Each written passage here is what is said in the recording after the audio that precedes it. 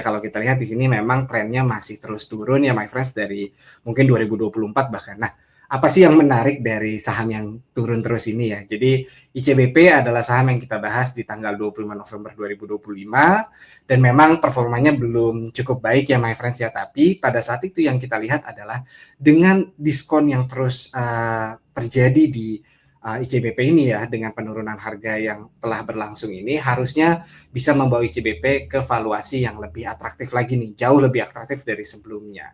Dan mungkin memang buat my friends yang tertarik atau mungkin untuk yang bosan gitu ya dengerin MSCI terus ya, padahal IHSG bukan cuma tentang MSCI. Jadi ICBP ini mungkin bisa jadi alternatif karena memang dalam tanda kutip ICBP ini bisa jadi anti MSCI ya, karena exposure-nya telah minimal setelah memang dikeluarkan dari MSCI di akhir tahun lalu. Jadi ICBP harusnya bisa menawarkan ide yang menarik. Mungkin memang kalau saya ingatkan, secara risiko ICBP ini telah menghadapi tantangan dalam 2 hal ya paling tidak dari tahun lalu mungkin ya.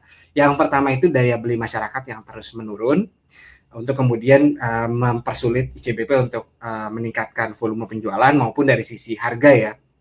Karena memang kompetisinya lagi tight nih, lagi ketat. Yang kedua itu dari nilai tukarnya ya, atau nilai kurs rupiahnya yang memang untuk sekarang ini sedang kalau kita lihat trennya sedang melemah ya.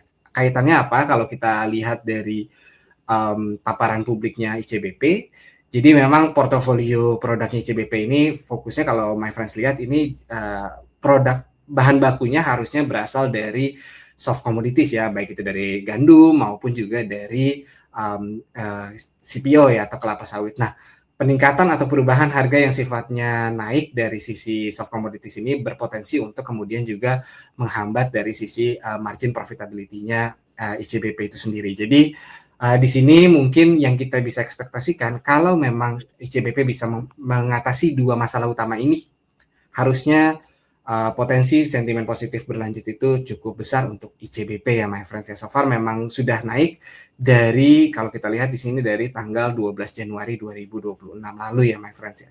Jadi kita harapkan harusnya ICBP masih bisa melanjutkan sentimen positifnya.